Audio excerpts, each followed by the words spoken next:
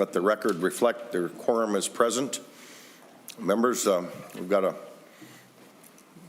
nice agenda set out in front of us today. Just give you a little roadmap. We want to hear from a couple students that are here, active in FFA, and then we're going to hear the Milsey bill by Senator Dahms, talk about the cottage food bill with Senator Lieske, and then Senator Dornink with the Earn, Sick, and Save. Full agenda, but I think we can get through it, members. But let's hear from our future, with the Future Farmers of America, back when it used to stand for that. Lauren Stoll and Cole Sundin, can you come forward and just tell us about yourself and what you're involved with FFA. We welcome you to our committee. Thank you for your involvement in agriculture and the great story that we have to tell and being active in your local schools and statewide with your success, and congratulations on being elected as officers to the state FFA team. So welcome. Lauren, if you want to start, introduce yourself for the record. This is very casual, so tell us about yourself, what your position is, and things that you've been active in with FFA and what it means to you. And Cole, you can do the same when she's done. Chair Westrom, thank you so much. It's an honor to be here this afternoon. My name is Lauren Stoll. I grew up on a farm, corn and soybean farm in southwest Minnesota, and I'm currently serving as the state president this year. I joined FFA when I was in 8th grade because my friends needed another team member and because my advisor may have bribed me with some breakfast that morning if I came to early morning practice. But I stayed because I loved all of the opportunities to learn about agriculture and to just be involved. And there are so many skills that I gained through being in it, and I love getting to share that with other people around me. Chair Westrom, members of the committee, my name is Cole Sundin. I currently serve as this year's Minnesota FFA State Treasurer. I'm originally from outside the Twin Cities in Rockford. There, I did not grow up on a farm, or I did not have any agricultural background. In school, I wasn't the most athletic, so I decided to join my FFA chapter. In my FFA chapter, I was able to learn skills that can apply outside of the classroom. I was also able to develop my love for agriculture, where now I pursue a career or a degree in agricultural education in hopes to teach in the classroom one day. Here in Minnesota, we have 15,000 FFA members. In the next 3 years, by the time the National FFA hits its 100th anniversary, we are going to have 40,000 FFA members here in Minnesota because we are moving to 100% membership. So that means each agricultural education student enrolled in an ag ed course at their school is going to be an FFA member. This means that all those members are going to have the opportunities that us FFA members have, so they can go to different events or some of our leadership conferences that we have. FFA is intercurricular, so to be an FFA, you have to be in an agriculture class. And we're really excited to offer these opportunities to more students. Being involved in the ag classes is the first step. From there, FFA builds upon what students learn in the classroom, and we compete in career and leadership development events, better known as our competitions.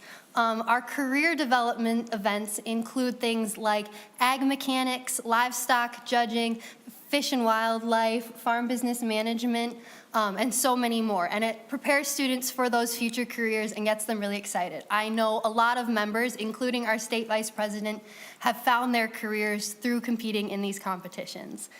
The other part is leadership development events. Between our CDEs, our career and leadership development events, there are 29 different competitions, but these leadership development events help students, no matter what career they're going into, build those leadership skills. Things like employment skills, prepared public speaking, and parliamentary procedure, which was my favorite LDE, help them for all of their future careers. I competed in the parliamentary procedure LDE for 5 years. And it helped turn me from a shy little 8th grader who liked to hide in the corner and just agree with what everyone else said, and taught me how to use my voice, how to work on a team, public speaking, and taught me the skills to chair meetings as the FFA president, and has really helped me grow to the person I am today. Ag students not only get to be an FFA, and then also in our classroom, they also get the opportunity to have a supervised agricultural experience or be involved within work-based learning. So with those things, they get to develop more skills, whether that's soft skills or hard skills outside of the classroom. So they're applying their knowledge within the classroom and applying it to their work. So their work can either be at a job, it can be a research project that they have, or a service learning project that they can do. My supervised agricultural experience was landscape management. I ran my own landscape business since I was in 7th grade, and I also worked at a landscaping company where I did all sorts of different jobs. Through my supervised agricultural experience, I gained soft skills such as customer communication, being a team player, but I also developed my hard skills. I now know how to drive a manual pickup truck. I know how to run different types of equipment and use hand tools safely. And so these skills that students are developing outside of the classroom are just as vital to grow a future in agriculture and to grow our world. And these opportunities can be expanded way outside of agriculture for our students. And so it's just something super cool where students can keep developing these skills and be learners, not just in the classroom, but outside of the classroom as well. It's truly an honor to be representing all of these students and to be able to provide them with more and more opportunities every year. Again, thank you for letting us speak here today. We'll be back at the end of the month on February 25th. We're excited to join you for FFA Day at the Capitol, so we'll see you again then. Very good, very impressive, Lauren and Cole. We just thank you that you are the ambassadors for FFA, and I can tell they picked some good ones. Members, questions? Senator Anderson. Thank you. You might know where Rockford is, huh? Yes, that's right in my territory. So appreciate having a state officer from FFA. In fact, Cole came and talked to me earlier today, and I told him when I saw him that he was the state treasurer, I said, well, I was in FFA myself, but didn't achieve that high a rating. So I got to the region, but I didn't get to the but Cole, I just wanted to know, you mentioned something about driving a manual pickup truck. How many clutches did you burn out? A lot. Now, that's kind of a presumption, Senator Anderson. I was a tough learner. Cole, do you want to answer that question? Maybe not. You know, I'm going to bet there's people sitting on this table that don't really know what we're talking about, a manual transmission, but they can ask later. So, any other questions, members? Senator Dahms. Well, thank you, Mr. Chair, and thank you for being here today. We truly do appreciate it. It's always exciting to see when the FFA folks come to the Capitol and the impression you leave when you leave. But again, thank you very much for stepping up and being officers for the state organization and leading young folks into this field in that direction. So thank you for being here. Keep up the good work, and hope the rest of your day goes well. Thank you. Senator Kunish. Thank you so much, and thanks for coming in and showing such polish and knowledge about the work that you're doing and your dedication to the future farmers of America. If you had to say maybe one or two things, what would you imagine the future of farms in Minnesota? If you think about your experience as landscaping or your hands-on or the education that you receive around agriculture, what would you like to see the future for farms, whether they're family farms or small organic farms? What is your vision of the future? Whichever one of you wants to start. Chair Westrom, Senator, how I see the future of farms here in Minnesota is I see innovation. I grew up outside the Twin Cities, so I was pretty acclimated to the Twin Cities. And here in the 7-county metro area, we have 22 agriculture programs within our schools. And those programs are amazing. They are so innovative. I remember going into Highland Park and AFSA, and they have all these really cool, unique experiences within their school where they have hydroponics and they're growing plants in water and having fish tanks in their room, and they're growing food within their classroom. And it's super cool to see how they're innovating and teaching their students so that they can become the future and use those skills that they're learning to help build agriculture here in Minnesota. Lauren? Chair Westrom, Senator, I would say the future of agriculture is bright. It's so exciting to see all of these students across the state, whether it's coming from family farms like mine or coming from outside the Twin Cities, just like Cole. Agriculture is more than just farms. I have a huge respect for farmers, but agriculture is so much more than that, and it affects all of us. And it's great to see the impact that ag education has had on our lives and how we can build that up, and all students can learn about that, and all students are involved. Thank you. Senator Kunish, any follow-up? No.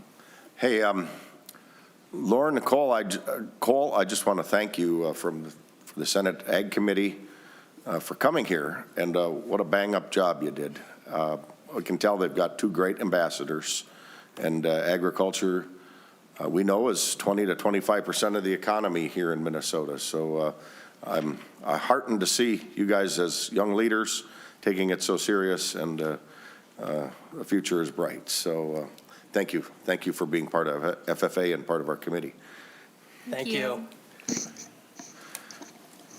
Well, members, that was great, and a nice precursor to the agenda for today. Senator Dahms will call you up, talk about ag education, and Sarah Dornink from Mielce, if you want to come up with Senator Dahms, we can keep things moving along.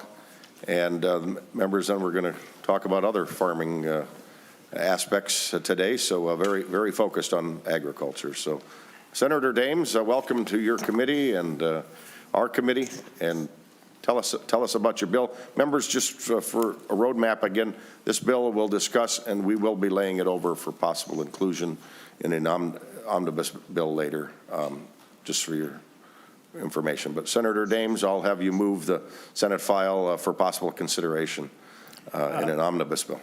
Thank you, Mr. Chair and members. And Mr. Chair, I'll move Senate file number 296 be laid over for possible conclusion. Tell us about your bill. Thank you, Mr. Chair and members. Today we have an appropriations bill for the Minnesota Agricultural Education Leadership Council.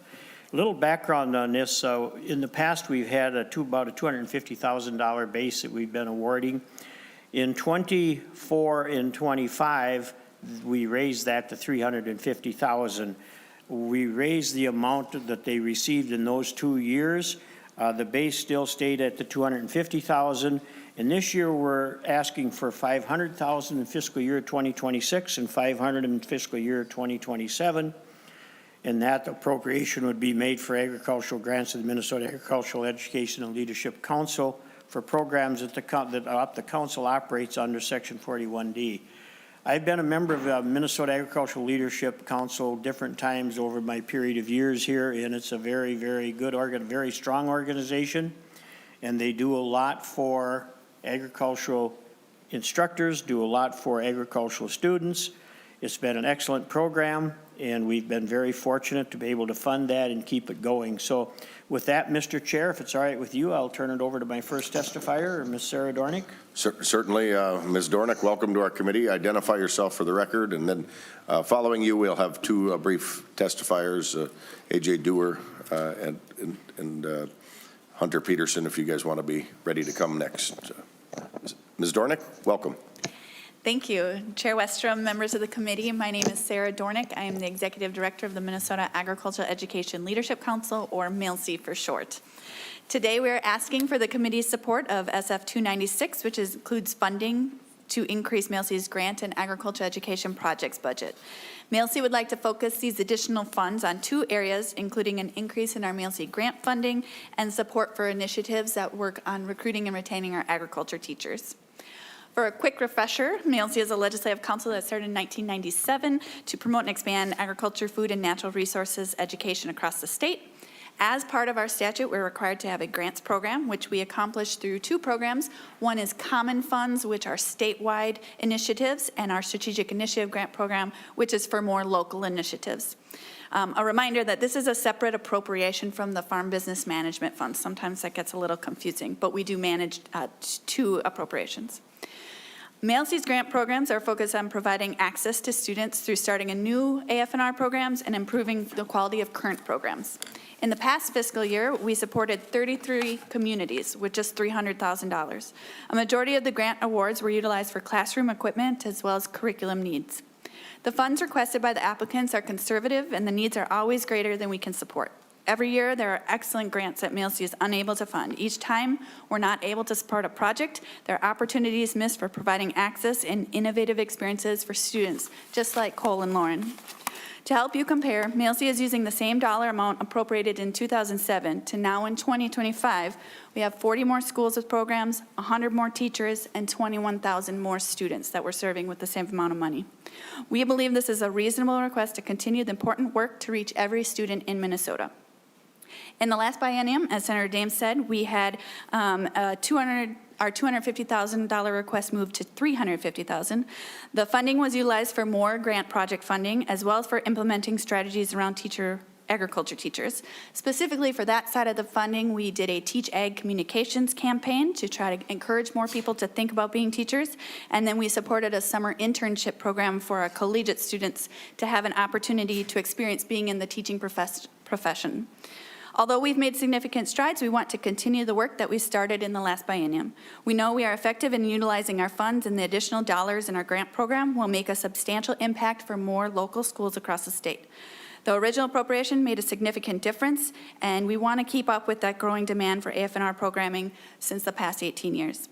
Thank you for your time and consideration to further support MALC. I'm happy to answer any MALC questions or about the specific bill. Very good. Thanks, Ms. Dornink. Members, questions? Not right now. Why don't you stay close if we have any. Otherwise, we'll call up A.J. Dewar and Hunter Peterson if you both want to come. I think we can have A.J., we'll start with you. If you identify yourself for the record, and then Hunter, go ahead after that. Thank you, Mr. Chair and members of the committee. For the record, my name is A.J. Dewar, and I'm here today representing the Minnesota Association of Agricultural Educators. MAAE is an association made up of Minnesota's secondary and post-secondary ag teachers, as well as the state's farm business management instructors. And I don't have much to add to what Ms. Dornink's already said, but just wanted to come up and enthusiastically support this bill and thank Senator Dahms for bringing it forward. MALC in so many different ways. I can't emphasize enough the positive impact that it has on our membership and our membership students. As was mentioned, MALC was created in the 90s as the state was coming out of the farm crisis, and the legislature back then, ag education wasn't immune to the difficulties of that farm crisis, and the legislature back in the 90s created MALC to expand and create ag ed programs for the Minnesota students. And as you heard in Ms. Dornink's testimony, that absolutely has happened with the number of expanded and maintained ag programs, as well as the number of students and teachers that teach in ag ed. So with that, Mr. Chairman, happy to answer any questions, but that concludes my testimony. Very good. Hunter? Thank you, Chair Westrom. My name is Hunter Peterson, and I'm the Public Policy Specialist for Minnesota Farm Bureau Federation. We are a grassroots general farm organization representing over 31,000 family farm and ranch members statewide, and I'm here today to testify in support of Senate File 296.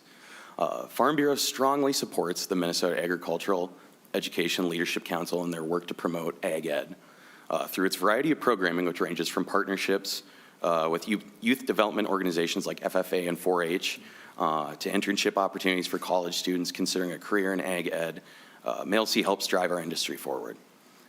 Investment in MALC has paid off in the past, and we believe this investment will continue to pay off for the future of agriculture education across Minnesota. We're grateful to Senator Dahms for his steadfast support of agricultural education and for bringing the bill forward today. On behalf of Mr. Laurie behind me, I'd also like to add that our friends at Minnesota Farmers Union support this legislation. And I'd like to thank Senator Dahms' co-authors as well, Senator Putnam, Gustafson, Kupek, and Weber, And thank you, Mr. Chair, for hearing the bill today. I ask for the committee's support. Very good. Thank you, Mr. Peterson. Senator Putnam. Mr. Peterson, was it? I think that's what he said. Mr. Chair, that's correct. Is that an ON or an EN? Go ahead, Senator Putnam. I understand, Mr. Peterson, you're here representing the Farm Bureau, and I think that's important. You did so admirably, presenting the orientation of your institution. But how do you personally feel about Mail C? Could you tell us about your personal feelings about Mail C? What does it mean to you? Mr. Chair, Senator Mr. Peterson, Putnam. I don't know if you're being ribbed a little or if this is fully legitimate. No. In no way, Mr. Chair, is this legitimate, and in no way at all. Mr. Chair, Senator Putnam, I genuinely am all in on agricultural education. It's the future of ag. We should all know where our food comes from, and we should all know how that happens. And for what it's worth, my mother was in FFA. And so, yeah, that's my personal feeling, Senator Putnam. Thank you, Mr. Chair. Passed on through the genetics. Other questions, members? Senator Anderson. Thank you, Mr. Chair. Senator Dahms, it says in here for grants to the Minnesota Agriculture Education Leadership Council, and that is decided by the Commissioner of Agriculture. What are the size of the grants, or are they determined by the need of the particular entity that's making application? Well, Mr. Chair. Senator Dahms. Thank you, Senator Anderson, for the question. I'm going to turn it over to the Director of Meal C, Sarah Dornink. Okay, She Ms. can Dornink. answer that. Sure. Chair Westrom. Senator Anderson's trying to stump you, Senator Dahms. Go ahead, Ms. Dornink. So first of all, our membership is in state statute who serves on our board. And then within those board members, not counting our legislators or our governor appointees, we have members that serve on our grant committee. And then we have a statewide blueprint for agriculture, food, and natural resources, and that set out our priorities. So our 3 priorities, particularly in the strategic initiatives, is around starting new programs or starting new courses within the program they have, having, if they are trying to do concurrent enrollment with, not concurrent enrollment, graduations for science, art, economics, or math credit, prioritizing some of that. And then there's also a piece for teacher professional development. Senator Anderson. any Thank you. follow-up? I appreciate that. Other questions, members? Having none, thank you, Senator Dahms, and the testifiers. Ms. Dornink, thank you for what you do, the ag education, and quite a theme we've got going here today, and appreciate you being here. So with that, the chair will lay over. Oh, Senator Dahms, I'm sorry. Go ahead. You give us the final reasons we should lay your bill over for possible. Well, thank you, Mr. Chair, for the giving me an opportunity here. I've served on Meal C board, I think, 2 different times, and am amazed at what these folks get done with the dollars that they get. And it is a very important piece to the agricultural education process. And as we all know, agricultural has a great story to tell. There's just not enough of us to tell it. And so when we get an organization like Meal C involved and getting young people involved to repeat that story, it just makes agricultural that much better known, makes it much easier for the consumer to understand what they're buying and where that comes from, which is all important to making agriculture the strong occupation and the strong economic engine that it is in the state of Minnesota. So thank you, Mr. Chair, for the opportunity, Mr. Chair and committee members, for the opportunity to hear Senate File Number 296, and appreciate that you're laying it over for possible inclusion. Thank you. Very good. Well done, Senator Dahms, and the chair will lay this over for possible inclusion. Next, Senator Lieske, if you want to come introduce your bill. Then we have Kathy Seaman. Zeman is going to be on Zoom or online, and then following that will be Jennifer Caribou. And so, Senator Lieske, again, members, this bill will be laid over for possible inclusion or I guess tabled is the motion we'll be making on this at the end, but that'll be the disposition of this bill. But we want to hear it and talk through any changes. And Senator Lieske, welcome to our committee. The chair will move. Actually, does somebody want to move Senator Lieske's bill? Senator Anderson? Senator Kupek moved the bill. Very good. I didn't get your voice. Senator Kupek moves the bill. Senator Lieske? Thank you, Mr. Chair. Welcome, and I understand we have an author's amendment. Why don't we just put that on the bill so it's kind of in the shape you're wanting to discuss it? Let's do that. If somebody would be willing to move that, that'd be great. The A1 amendment, the chair will move the A1. Oh, Senator Dahms wanted to. Senator Dahms, go ahead. Moves the A1 amendment. All those, any questions? All those in favor signify by saying aye. Aye. Opposed, same sign. Motion passes. So, Senator Lieske, to the bill as amended. Thank you, Mr. Chair. Mr. Chair, first we're going to be talking about Senate File number 391 as amended. I'd first like to reach out and say thank you to the co-authors, Senator Kupek, Senator Curran, Senator Hoffman, and Senator Matthews. Without their support, I don't believe we'd be having this wonderful hearing today because it is a strong bipartisan bill. With that being said, let me talk about the bill a little bit. Been before the committee before talking about cottage foods. Cottage foods is not just the foods made in a cottage, but specifically homemade foods that are able to be resold at different places, including farmers markets and things of that nature. The changes that we are trying to make here are both increasing some of the numbers just to match with the cost of living. So you'll see some of the numbers going up. I believe the $85,000 mark, if I'm reading my own bill correctly, is just in line with what the inflationary costs of living are at this time. Then there's also the talk about changing the word individual to person. That's partly why it's such a long bill, as I normally like to write short bills. But in this case, because we're changing the word individual to person, it allows the corporate veil. It's a concern that I know I have talked to Senator Dahms about, is some of the liability issues, and this would allow them to help with some of those liability concerns. Finally, also in here, I believe last year, Senator Putnam included in his omnibus bill some language to allow for shipping of specifically pet treats.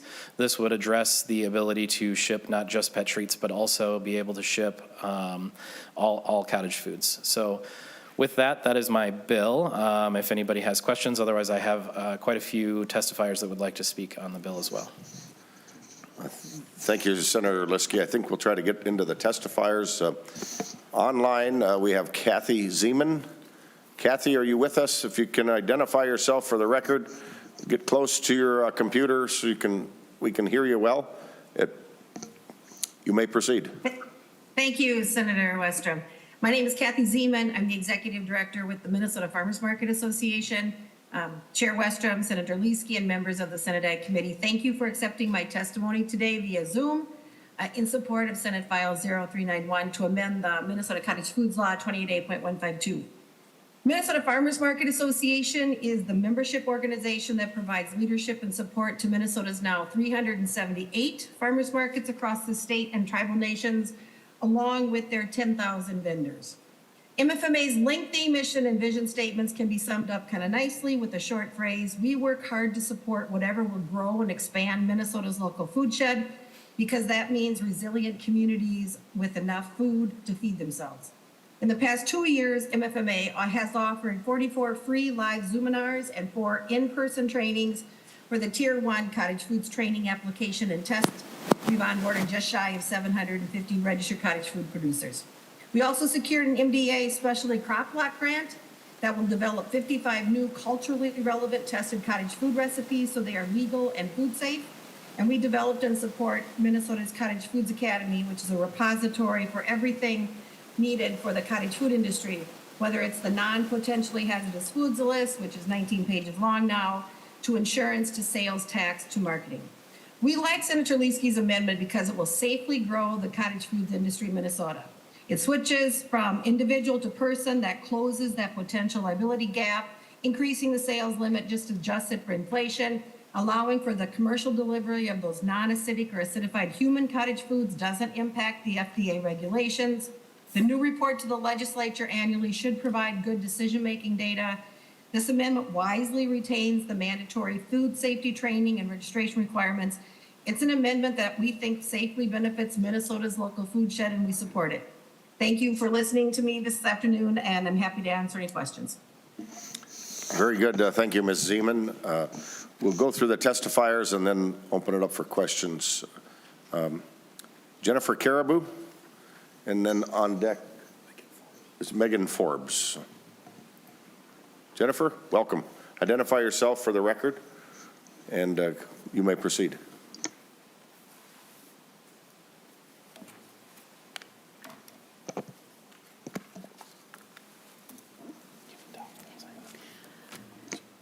Chair Westrom, Chair Putnam, and members of the committee, thank you. Very good. Get as close as you can to the microphone. Oh, sorry. Welcome. Okay, sorry. Can you hear me better? Yep, better now. Okay. Thank you for the opportunity to submit testimony in support of Senate File 391. My name is Jennifer Cariview, Vice President of the Minnesota Cottage Food Producers Association, registered cottage food producer, and owner of Zella Maize LLC, located in Mankato, Minnesota. The Minnesota Cottage Food Producers Association is an organization that supports cottage food producers by offering educational opportunities covering topics that include human and pet food safety, product labeling, business development, cottage food law guidance, and more. We collaborate with food safety experts to uphold the safe production of cottage foods, which is vital to Minnesota's cottage food industry, which includes the non-potentially hazardous foods list that is used by more than 10,000 registered cottage food producers. Personally, my cottage food business provides me with the ability to contribute financially to my household income while being available to support my family in managing chronic illness healthcare needs and be a caregiver for extended family. Over the last decade, Minnesota cottage food industry has proven itself to be food safe, promote the growth of small businesses, help families financially, encourage entrepreneurship, allow for consumer choice, and stimulate the economy. The cottage foods industry has significantly expanded beyond the initial pickle bill, becoming a multi-million-dollar industry, which continues to include farmers and has expanded to include business entrepreneurs who do not own a farm. Some of these businesses are rural and some are urban. This legislation offers numerous Minnesotans the chance to develop a food business that would otherwise be financially impossible. What all these businesses have in common is their significant impact on the economy and the availability of local foods here in Minnesota. Why we support Senate File 391 is because it removes obstacles that continue to unnecessarily burden cottage food producers. First, increasing the gross sales revenue cap slightly recognizes inflation and its impact on profitability. Revenue caps do not improve food safety. They detract from the business owner's ability to create a thriving, profitable business. There's no scientific evidence that supports a correlation between revenue caps and food safety. Food safety is the direct result of good standards of practice for which MNCFPA advocates, educates, and Minnesota invests in by funding organizations such as AURI, which we use in the cottage food industry. Revenue caps are arbitrary, limiting cottage food profitability, business expansion, and creates business inequality. And it impacts many Minnesotans' ability to earn a livable wage. Second, Minnesota not allowing cottage food businesses to ship their shelf-stable foods is not based on food safety. Cottage food businesses are legal business entities here in Minnesota and should be afforded the same rights of commerce. By allowing Minnesota cottage foods to be shipped, we would join 35 states that are already safely shipping cottage food products. We already allow human-grade pet treats for dogs and cats to be shipped in Minnesota. Additionally, if you research items to ship on educational websites such as the University of Minnesota Extension, the USPS, you would find that the items that we produce can be safely shipped to our overseas military, which means Minnesota's cottage foods would meet the recommendation for the recommended food to be shipped overseas. And if it's safe enough to send overseas, it should be safe enough to be shipped here in Minnesota. Finally, the word individual needs to be changed to person. MDA continues to disallow by policy cottage food businesses from registering their legal business name. They continue to refer to the legal name as a DBA. No other cottage food business in the United States faces this burden, nor does any other business in Minnesota. For anyone visiting the Minnesota Department of Employment and Economic Development's website, they will find this information pertaining to business structures, and I quote, "There are ways to structure your business that reduce risks by reducing personal liability. The limited liability company, or LLC, is one of the most popular legal structures for businesses today. An LLC offers the personal liability protections of a corporation, meaning the personal assets of members are insulated from claims against the company in most cases. It also has great flexibility when it comes to how the business is taxed and how profits and losses are passed to the owners. MDA's current policy creates unnecessary risk for Minnesota cottage food business owners and needs to end. And it recently has impacted me personally on my business. My insurance policy now reads Jennifer Caraview, doing business as Zella Mays LLC. And this really saddens me because my name is generational. My business story traces back to my great-great-grandmother and the cookbook that has been handed down to me now that is more than 100 years old with handwritten recipes and the story that has created my brand.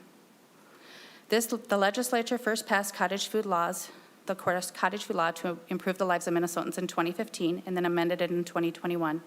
It has helped women, people of color, immigrants, veterans, retirees, and people with disabilities start businesses from their homes. Furthermore, it has increased the access to local, shelf-stable foods in our communities. Yet the current law creates arbitrary and unnecessary obstacles not founded in food safety that continue to limit the profit and growth of the cottage food producers' business, place cottage food businesses at greater risk than other businesses, and limit Minnesotans' access to locally produced food by disallowing shipping. These obstacles are a great concern to both the Minnesota Cottage Food Producers Association and me. I am here today to ask you for your support and ask you to allow this legislation before you to proceed. I am available to answer questions that you may have, provide additional information, data, or research that we have. Thank you for your time and thoughtful consideration. Very good. Thank you, Ms. Caribou. Megan Forbes, if you want to come forward, and I think you can sit at the table also. And then members, if you have questions after Megan's done, we can open up for some questions, and then it's easier for them to go back to the seats. And we have one more testifier, Steve Barthel, after that from the grocers, and we'll have questions after that as well. So just trying to give you the best roadmap, get your questions ready, and make it as easy as possible with the testifiers that we have at the table. Ms. Forbes, welcome. Identify yourself for the record, and you may proceed. Chair Westrom and members of the committee, thank you for the opportunity to testify today in support of Senate File 391. My name is Megan Forbes, and I am Senior Legislative Counsel at the Institute for Justice. We are a nonprofit civil liberties law firm, and one of the areas that we work to protect is economic liberty. To that end, we've worked with cottage food producers across the country, including here in Minnesota, to reform cottage food laws to make it easier for people to buy and sell the food of their choice. We support the changes in this bill because they remove unnecessary barriers to buying and selling locally made food. Cottage food laws allow food entrepreneurs to start small in their own homes without having to spend thousands of dollars on professional equipment and commercial kitchen space. At the Institute for Justice, we've studied the effects of cottage food businesses on local economies and communities and researched food safety. We've consulted experts and followed up with health departments in states that have expanded their cottage food laws to even allow food requiring refrigeration, which 10 states now allow. Our research confirms that cottage food is inherently safe for producers and consumers. Research also shows that cottage food businesses help stimulate economic growth in their communities. Shipping is important to most businesses in today's day and age. It helps producers reach customers across the state, and it allows them to deliver products in a way that many customers now expect and prefer. It's also legal in a number of states today. Today, 35 states allow cottage food producers to ship their products without issue. The shipping provisions in this bill will help cottage food producers maximize their potential under the cottage food law. We also support raising the cap and adjusting it to the consumer price index. We further support repealing the cap altogether. 33 states do not cap producers' revenue, especially for selling only shelf-stable food, and a number of states have gone further to lift caps in recent years. For example, North Dakota, Iowa, and South Dakota do not cap producers' income for selling shelf-stable food, and Wisconsin doesn't cap the sale of baked goods. What we've seen is that caps can make it more difficult for producers to grow their businesses and use the cottage food law as a stepping stone to operating a successful business and becoming licensed if that's the path that they choose. To wrap things up, we thank the committee for considering this bill. It will increase economic opportunity without compromising food safety. I'm happy to answer any questions the committee may have. Thank you, Ms. Forbes. Members, questions? Senator Dahms. Well, thank you, Mr. Chair, and this question would be for Jennifer. So in order to produce cottage food and sell it, you need to get, is it a license or a certificate that you need to get from the state? We register with Ms. the Kerber? Minnesota, Go ahead. sorry. You're fine. We register with the Minnesota Department of Agriculture, and it is an exemption. Okay. Under that registration, are there any minimum insurance levels that you have to provide in order to get registered? No, it's my understanding both registered and licensed do not have any minimum insurance regulations. However, what happens a lot with the cottage food industry is if you're going to be selling at a community event or elsewhere, you are required to have liability insurance to actually sell there. I personally believe in the liability insurance for my business because it adds me an additional level of protection if anything unforeseen happens. As an association, we advocate and educate with that annually. We direct people to multiple different insurance organizations that specialize in cottage food insurance.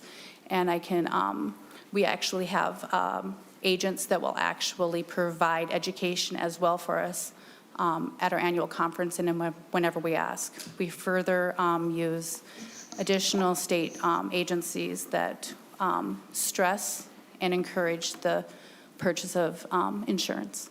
Follow up, Mr. Chair. Go ahead, Senator Dahms. And Jennifer, with the association, if somebody calls your association or when you're putting on these presentations and stuff, what kind of limits are you suggesting they have? We don't select the limits because, I apologize. Go ahead, no problem. I'm just trying to. I'm not an insurance agent, so I would never suggest that limitation. I think it's important for every cottage food producer to have a thoughtful conversation with their agent to determine what legal or what insurance is appropriate for them. We just would not get into that because we're not licensed insurance agents.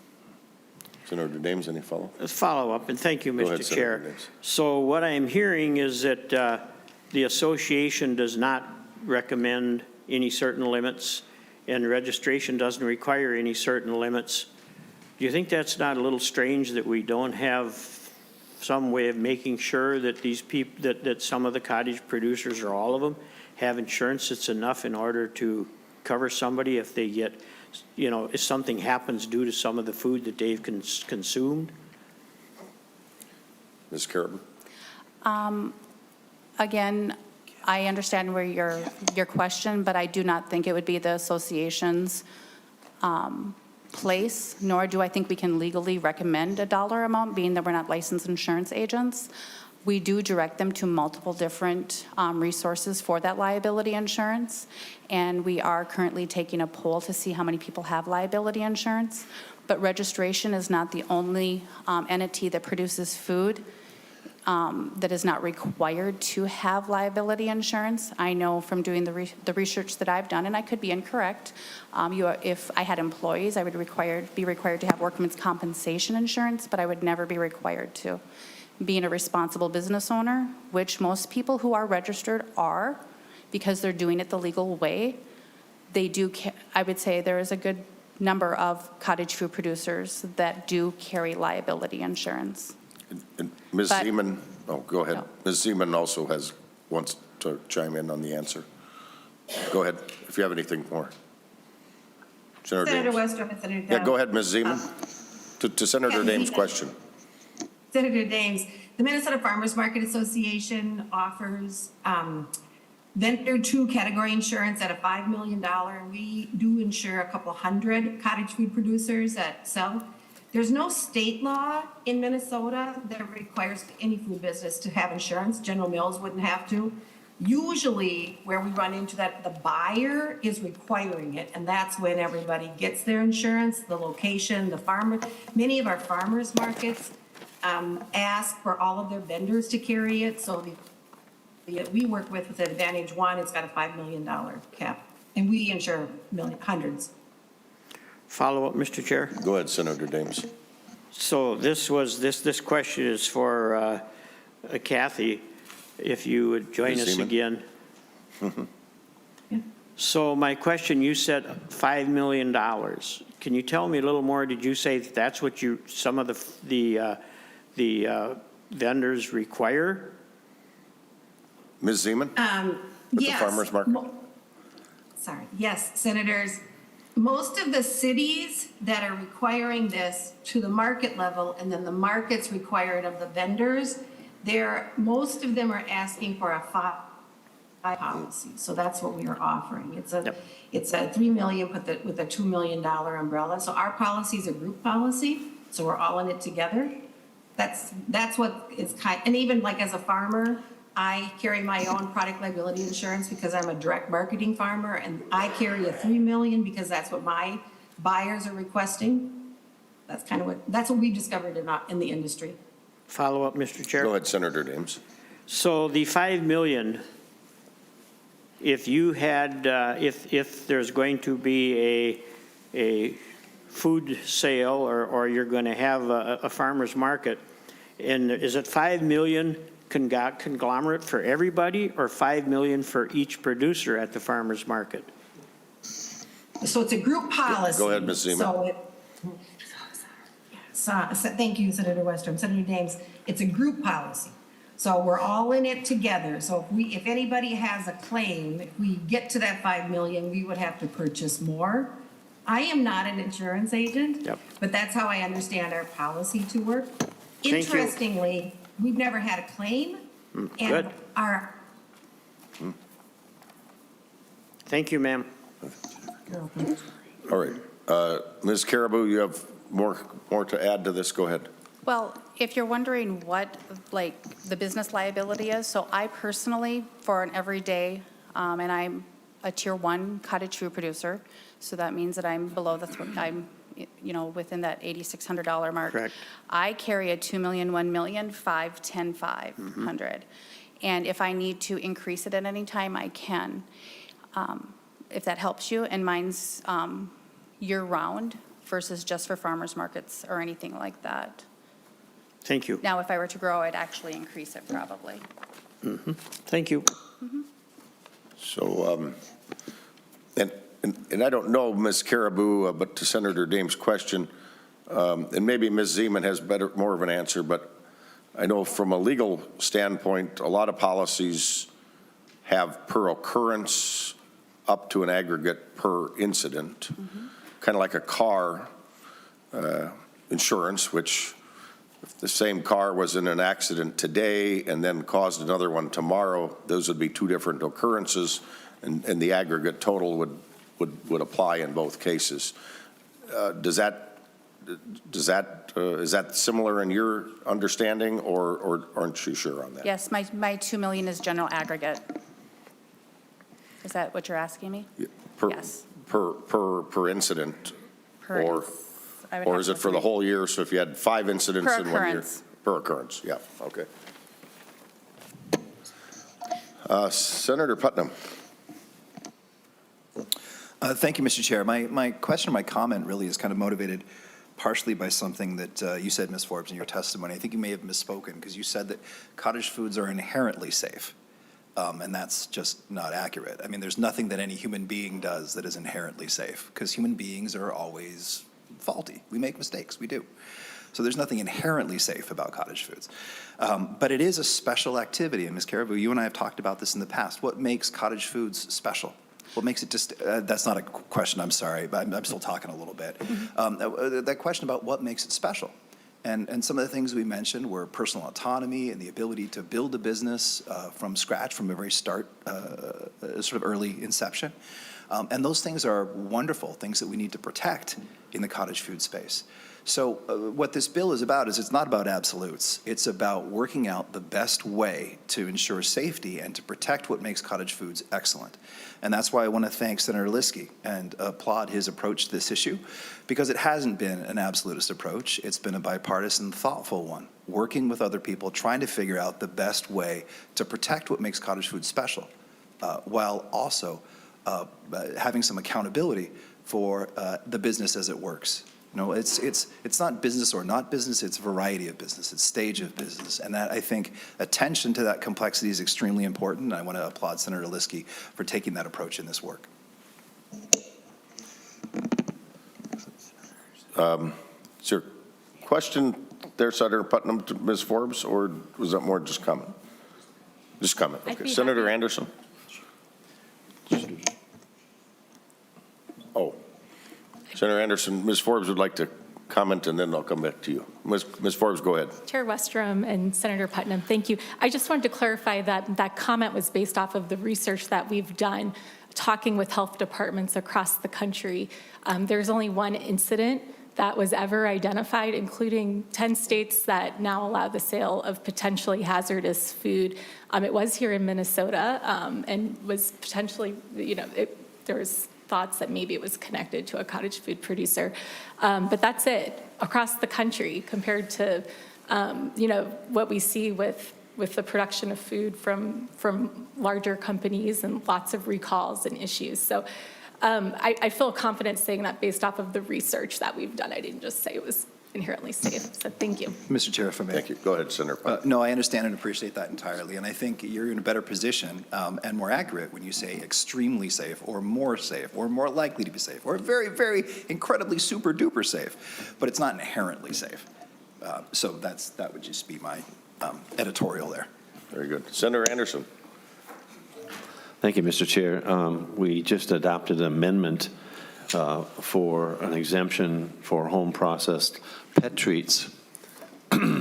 My question, because it mentions here on line 1.14, it says the pet treats are baked or dehydrated. Would dehydration of other homegrown products such as jerky, herbs, spices, currants, plums, grapes, would that be considered part of a cottage grow because it's on your location where you live? And I don't know the broad definition of all the different products that are involved, but because you mentioned hydrated in this amendment, I just wanted to get some feedback as to would some of these other products be considered cottage grove to be able to sell to someone who, I love beef jerky. When I go in the grocery store, I get the gas station, I'm always picking up a bag of beef jerky. So I'll just ask a question. Senator Lieske, you have an answer to that, or somebody else? I will let Ms. Caribou answer that question. Go ahead, Ms. Caribou. Okay, as far as the beef jerky goes, that would not be allowed under Minnesota's cottage food law because we cannot process beef in any which way or form. When you're talking about the pet treats the legislation was passed 2 years ago, when you look at the food safety standards for the pet treats that we are allowed to produce for both dogs and cats, it follows the exact same process as all cottage food products that are produced. In fact, the pet treats by law have to be human grade. So what that means is I could make my granola for Dog Topper, which is meeting a water activity of 0.85 or less, and Mr. and Senator Westrom, you could eat that. Any member here could eat that. In fact, while I was developing it, I had customers eating their pet food because it is the exact same food, more than likely less sugar, and it's not going to include certain things that can cause dietary upset for animals. But unlike animals, we have allergens. There's 9 of them. Pets don't. So right now, cottage food producers are sending pet treats via the email or via mail or U.S. Postal Service, I should say, UPS, courier, anything like that. And it is the exact same food, and there's nothing keeping their owners from eating it, and nobody is getting sick. We have produced these foods for a decade. We have one case that is possibly inconclusive or conclusive, however you look at the data, but one case in 10 years. And you look at all of the foods that we are having imported and shipped from around the country that are making us sick. All we're trying to do is give consumers and Minnesotans local choices and provide a valuable service, just as we did during COVID. When we couldn't get bread on the shelves, we had individuals, Minnesotans, supplying that. We had them supplying dehydrated soup mixes so people could eat when things could not be found. Now you look at rural communities that are in food deserts, and by not allowing them to ship, you're decreasing food that's available to Minnesotans, and you're having a direct impact on the financial future of Minnesotans. People need money. Look at what's going on in the world today. So, Mr. Chair. Senator Anderson, go ahead. So, Ms. Corview, could you take your homegrown apples and pears and peaches, dehydrate them, and provide them as a dehydrated product to? As long as it met. Ms. Caribou, Oops, go excuse ahead. me, I apologize.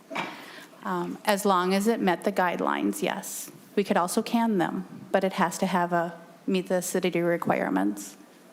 Thank you. Yep. And then you also get into a gray area, then you get into another area too. So for example, you keep talking about the fruits, so I just want to make this comment because it really kind of drives it home. I make a cupcake, okay, for somebody, and they want a strawberry cupcake, for example. And what do we eat with besides our taste buds? We eat with our eyes. So I have to put a whole strawberry on that cupcake.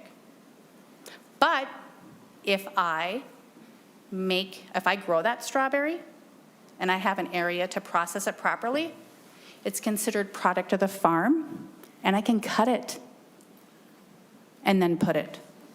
I can sell cut strawberries, but as a cottage food producer, I can't. So there's so many nuances to it, and the really neat thing about cottage foods is it keeps it local. You know who is producing your food. You have a relationship, and you trust that person. Because if you don't trust that person, you're not going to eat there. I can remember one time we went to Disney World. We were at a buffet. Whole family went in. I'm like, I am not eating there. Absolutely not eating there. It wasn't at Disney World. It was like off-site. Everybody else did. But you eat with your eyes. If I have somebody producing food for me and I don't trust it, I'm not going to buy it. If I go to the grocery store and I have a carton of milk that's bulged, even though the sell-by date is the middle of February, I'm not going to buy it. Senator Dahms. Well, thank you, Mr. Chair, and Ms. Caribou. Question for you. You were talking about having pet food that's edible for pets but edible for humans. Yes. So which would be cheaper, getting the pet food or the human food? Now the conservative is coming out. Okay. Well, I have Go five. ahead, Ms. Caribou. I recently now have 5 dogs again. Don't ask why. But I don't know. That's a tough one because pet food is darn expensive. You think about it. I have 3 children, and 2 of them, their children are dogs. So I just bought beef cheek rolls, and I think I paid $20 a cheek for them from somebody who processes them, and they are not from Minnesota. It is a licensed entity, but I don't know. That's a hard one. Sounds to me, Mr. Chair, it Senator sounds Dahms. to me like I better stay with my regular diet. Yeah. May I add one more so- thing about the revenue cap since we're talking about the cost? It just made me think about it. Yeah, go ahead. Okay. Good. When we think about a revenue cap, I understand that people are concerned that it might edge out licensed businesses. But what we're finding is that it actually is supporting the local businesses. It's driving their prices up. And what you have to understand when you talk about a revenue cap, you have producers that might produce 10,000 cupcakes. But you might have a producer who just does wedding cakes, and they're going to reach an $85,000 limit. and really darn quick.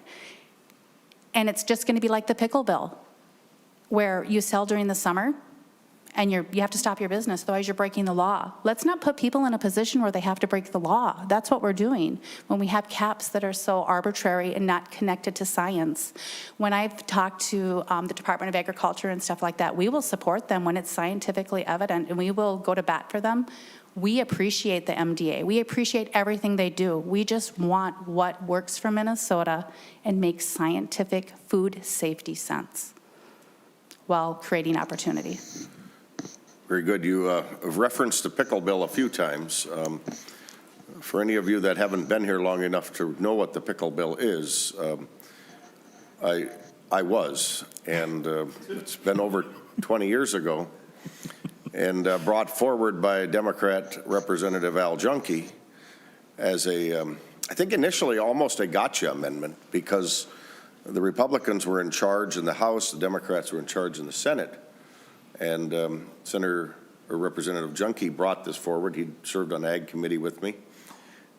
And all of a sudden there was a group of us, Republicans and Democrats, that said, no, this only makes sense. We don't need to shut grandmas down at all these church bazaars. And that's what Senator or Representative Junkie was really making a point of. And that's where the $5,000 cap came from, as a kind of a compromise, because departments, agencies were out enforcing something that was on the books that hadn't ever been enforced, and grandmas and mothers and church bazaar organizers were calling all of us. And Senator or Representative Junkie got to be known as the pickle bill. And initially, I believe it was a gotcha amendment, thinking he could get Republicans to try to vote against adding or changing to an omnibus bill, and all of a sudden there was more support on the House floor by both parties. And so it was one of those beautiful moments that we sometimes don't see enough of here, in my opinion. But that's the pickle bill, just for anybody's quick history. And then, of course, time has moved on. But that's where this kind of originated from. And Representative Junkie from Wilmer was the famous pickle bill author. So any other quick questions? Otherwise, members, we do have another testifier we want to bring up. We can certainly ask after that. Thank you, ladies. Stay close, but Steve Barthel from the Grocers, thanks for your patience. Please offer your testimony as well, and we'll also have questions after that. And if there's anybody else that came to speak for or against or on this bill, please let us know. But that's the last we have on our list for now. But Mr. Barthel, welcome. Identify yourself for the record. Yes, thank you, Mr. Chair and members of the committee. My name is Steve Bartle. I'm Director of Government Relations with the Minnesota Grocers Association. I will be brief, as the discussion has already gotten underway. The Minnesota Grocers Association has been representing Minnesota's food industry for over 125 years. We're the only trade association that represents the state's entire food industry from farm to fork. In our roles as advocates for the whole of the industry, including customers, we feel it's important to share our perspective on the importance of food safety and the potential impacts of Senate File 391. We understand the intent behind cottage food laws, which aim to help small-scale producers offering their products without being burdened by excessive regulation. However, at some point, a successful small-scale home-based food producer grows into a full-fledged commercial operation that supplies food to hundreds and even thousands of Minnesotans.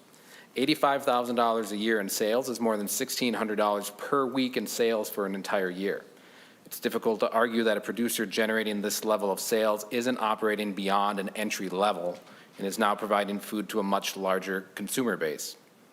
Allowing shipping only further broadens this reach, transforming what was once a small local operation into a much larger commercial enterprise. Cottage food producers are, by design, not held to the same food safety regulations as other licensed and inspected producers. This is not to suggest that cottage food producers aren't committed to keeping their products safe for their customers, but it's important to recognize that food made in a home setting by a producer who only needs to complete a 4-hour training course every 3 years cannot be compared to the more rigorous requirements and licensing that applies to other food producers. The reality is that any foodborne illness, regardless of where it originates, impacts all food retailers in the state. When there is news of a foodborne illness, whether it's local, regional, or national, consumers react by avoiding affected food categories altogether. This has a direct impact on all food retailers.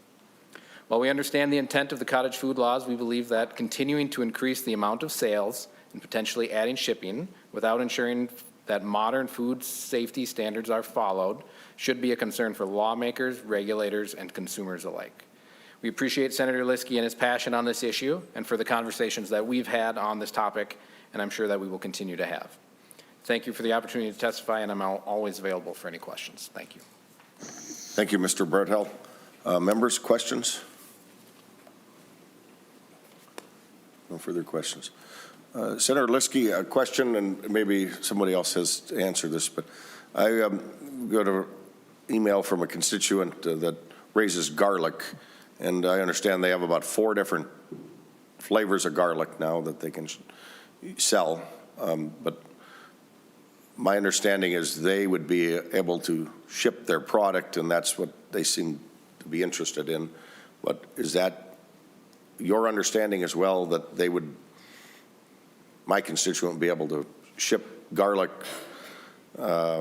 powders that they make as part of a cottage food under your bill?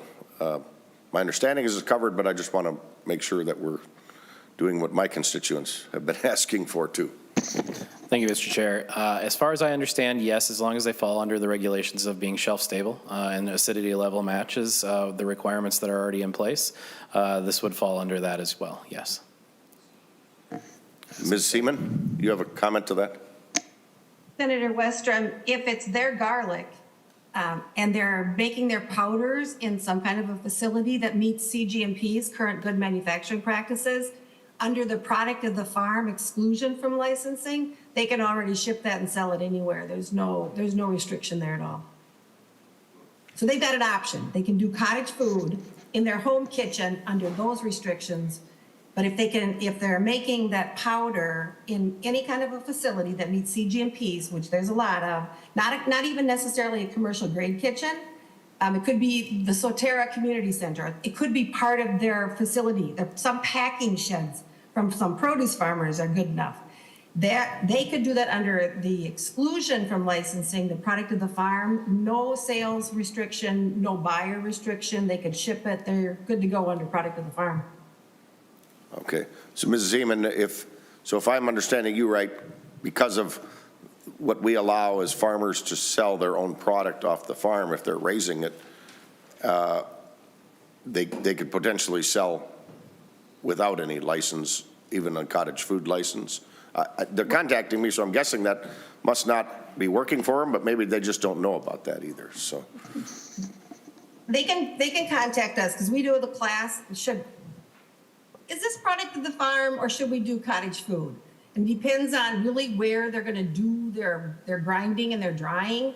That'll put them into either the exclusion from licensing, product of the farm, or it'll be the exemption from licensing, cottage food. But if they can stick in that product of the farm, then there's no restriction. They can be selling it right now. They can sell to grocery stores, hospitals, schools, whatever. So to wrap that issue, Ms. Zeman, but if they're not able and they're selling it under cottage foods, then that's what restricts them from shipping it, but they can sell it otherwise, but they can't ship it to their customer Senator across Westrom, town. correct. Yes, Okay. Senator, yeah, that's correct, yes. All right, thank you. Other questions, members? Anybody else in the audience want to testify for or against this bill? I see the Department of Ag is here. Do you have any comments you want to make today, or are you just here to observe? Okay.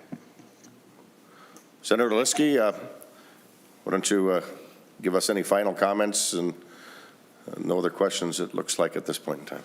Thank you, Mr. Chair. Thank you all on the committee for our time on this bill. I promise to continue working forward. I've been working very closely with all those involved, as you've probably heard. They all admitted that I've had a lot of meetings with them about this. I'm passionate about this because I live in a small town where food is a little bit harder to get to sometimes. You don't always find the cake you're looking for at the grocery store, and you call your neighbor who is a cottage foods producer and you say, hey, I need a birthday cake. Can you make it? I need it next week. and they're more than willing to help do that, and this will help them be able to make those things happen. As far as the shipping thing, I know that that's another part of the thing, especially in northern greater Minnesota. It's hard sometimes to get to and from, and being able to ship it to so-and-so just makes it that much easier. So with that, I appreciate all the time, and I look forward to having these discussions further. Very good. Thank you, Senator Lieske. Members, just procedurally, the plan will be to lay this on the table. So at this point, the chair will just move the motion to lay the Kupek motion on the table, and for procedures, we'd take a vote on it. Any discussion or debate? All those in favor of laying this motion on the table, please signify by saying aye. Aye. Opposed, same sign. Motion passes. Thank you, Senator Lieske. Thank you to the testifiers, and we'll continue to discuss this and move forward with this issue, which is very important to many people. I find it interesting, about 10,000 licenses, that number does continue to grow in our state. What used to be just well under 5,000. So there's lots of interest in this type of entrepreneurial or small business opportunity, as we're seeing. So hopefully we can figure some of these things out. So, Senator Dornink, welcome to the committee. Your bill stands between us and adjournment, so no pressure. Thank you, Mr. Chair. Senate File 310. Senator Dornink, I know you're the author of this. The intent would be to have discussion on this bill presentation and then a motion to pass it to the floor without recommendation. So would you like to make that motion just to get it in front of us? So moved, Mr. Chair. Senator Dornink makes the motion to pass without recommendation Senate File 310. Senator Dornink, tell us about it, and then we do have some testifiers if you want to be ready to come.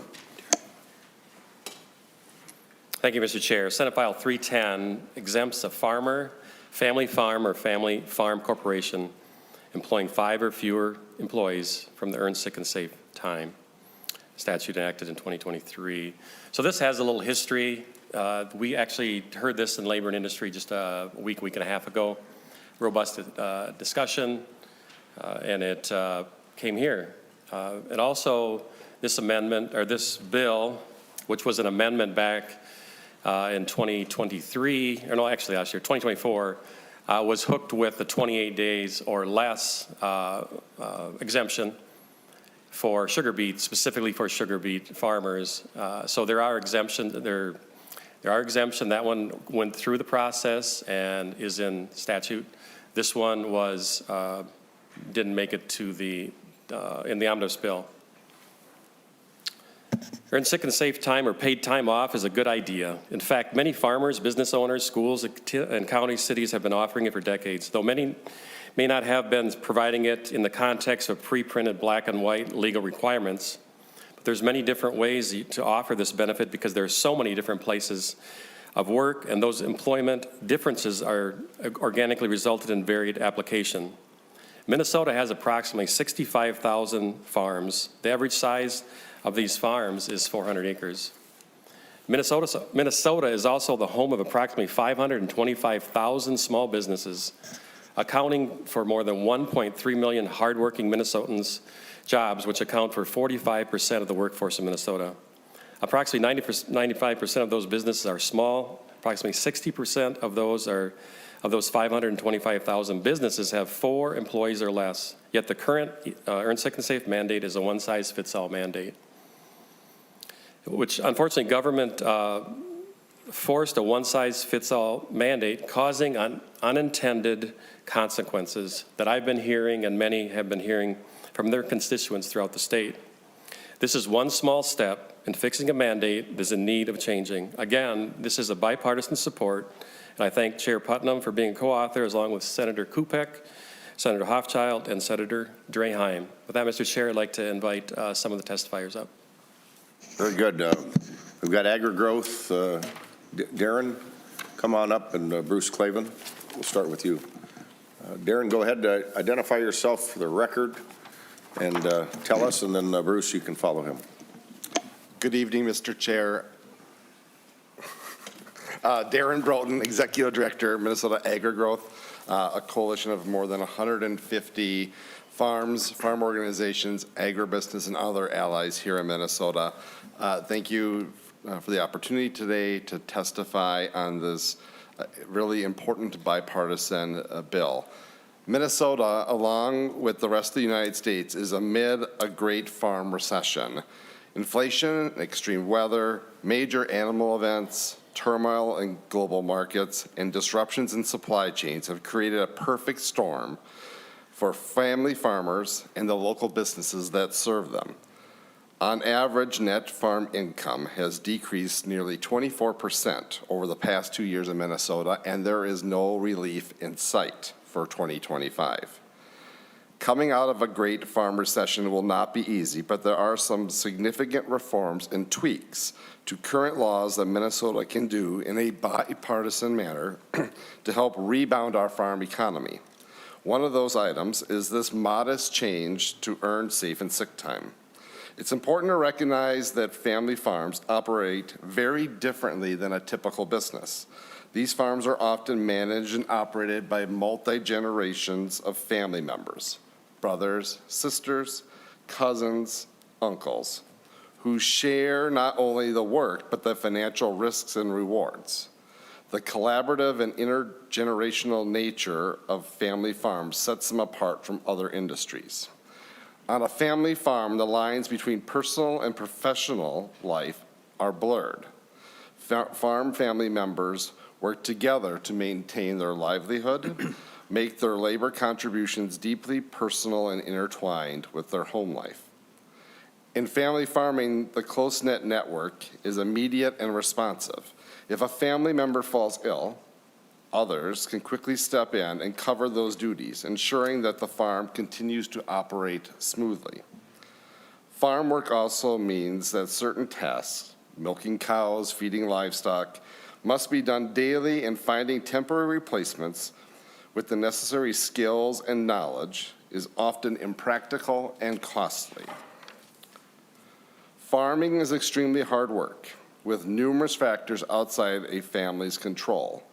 No better proof point than Minnesota has lost more than 13,000 farms since 1997. That is 4 out of every 25 farms in Minnesota. That's why this modest change to earn safe and sick time is so important and so unique, because Minnesota family farms are unique and important. And that would be a powerful message that this legislature could send Minnesota family farms this year. Thank you. Thank you, Mr. Clavin. Identify yourself for the record. Welcome to the committee. Thank you, Mr. Chairman. For the record, Bruce Clavin. I represent a number of ag groups today, and I just thought it'd be easier to read them into the record than chase down a bunch of letters. And so I'm representing this afternoon, Mr. Chairman and members, Minnesota Association of Wheat Growers, the 3 companies involved in the sugar industry, the Red River Valley Sugar Beet Growers up by Senator Kupek's district and north, Mindak Farmers Cooperative out of Wapton, and the Southern Minnesota Beet Sugar Cooperative. That's in Renville. Senator Dahms has some constituents there. Also, Minnesota Turkey Growers Association and Minnesota State Cattlemen. My testimony is very simple. I would support the bill. Our members have talked a lot about this in the past year. I would point out to the members one thing, probably no one else will cover here, but the Senate actually passed this language last year. The 5 or fewer employees language you'll find on line 1.22. In fact, in the labor bill last year, all 5 lines from 1.20 to 2.22 were in the omnibus labor bill, Senate File 5266 last year. That was combined in finance with transportation and housing. And so the version of all of that that passed off the Senate last year had all of this language in it. Apparently, the 5 or fewer was dropped somewhere in conference. And so I just want to point out to the members that this language that you're considering today did pass the Senate last year. Very good. Any questions, members, for these two? None right now. We can call you back, but very good. Thank you. Thank you both. Next, Hunter Peterson with Farm Bureau and John Beshe, if you both want to come. Go ahead, Hunter. Identify yourself for the record.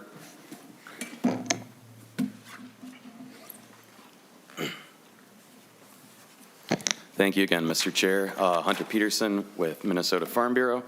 Farm Bureau appreciates the existing exemption for seasonal employees for the Earn Sick and Safe Time law. As it has been said, it's helpful for crop farmers, especially in the sugar beet industry, but it's of limited utility to farms and ranches with a focus on animal agriculture. Senate File 310 better addresses the needs of livestock and dairy operations. They often have 1 or 2 full-time employees, sometimes family members, to assist with caring for the animals year-round. Unlike some industries, farmers cannot delay or defer essential tasks. Livestock require constant attention, regardless of circumstances. Even a short-term disruption in labor can have cascading effects on the production, income, and a farm's ability to sustain itself. Finding reliable, consistent labor is already a challenge for farmers, and this bill is a step towards solving that problem. Farm Bureau is grateful to Senator Dornink for his bipartisan work on this, and again to the co-authors. And thank you, Mr. Chair, for hearing the bill today, and I urge the committee support. Thank you, Mr. Peterson. Mr. Beshi, identify yourself. Welcome to the committee. Good afternoon, Mr. Chair and committee members. My name is John Beshi, and I'm the State Director for the National Federation of Independent Business in Minnesota. Thank you for the opportunity to provide comments on Senate File 310. NFIB represents over 10,000 small businesses that are located in every corner of Minnesota and are comprised of a diverse array of industries, including businesses in Minnesota's agricultural sector and small family farms. Our members vary in size, but the vast majority have 20 employees or less. NFIB was strongly opposed to the Earn Sick and Safe Time law that was enacted in 2023, which placed an unfunded mandate on the state's smallest businesses at a time when many can least afford it. While we remain opposed to that underlying mandate, we do support the exemption for small family farms, and we believe that is a good start in making the requirements more flexible for small businesses in Minnesota. However, we continue to believe that broader exemption is necessary if small businesses are to be provided with relief from this mandate. Senate File 310 rightly recognizes that the one-size-fits-all nature of the mandate poses operational and financial challenges that are unique to small family farms, but it's also important to understand that the same principle applies to small businesses across all sectors of the economy. Such small businesses have a diverse array of workforce needs and operational challenges that vary based on each unique industry. They generally operate on increasingly thin margins and vanishing bottom lines, and labor costs are often cited as one of the single most important issues that many small businesses face. Like small family farms, other small businesses work hard to take care of their employees, but the nature of this mandate makes it difficult to provide flexible and accommodating solutions that balance the needs of both employers and employees. In closing, we strongly encourage the members of this committee to support this bipartisan bill, but we request that further consideration be given to provide broader relief to all Minnesota small businesses. I want to thank you all again for the opportunity to share our comments. I look forward to working with all the members of this committee to further address these issues in the future. Thank you. Thank you, Mr. Beshi. Any questions, members? None. None at this time. Thank you. And then we have one more from Department of Labor, Mr. Moore, if you can come up. And is there anybody else that wanted to testify for or against this bill that's in the audience and not on our list? If so, let us know. Mr. Moore, welcome. Identify yourself, and you may begin. Thank you, Chair and members of the committee. My name is Josiah Moore, and I am the Legislative Director at the Department of Labor and Industry. I'm here to testify with the department's concerns on Senate File 310, the bill to exempt certain individuals employed on family farms from Earn Sick and Safe Time.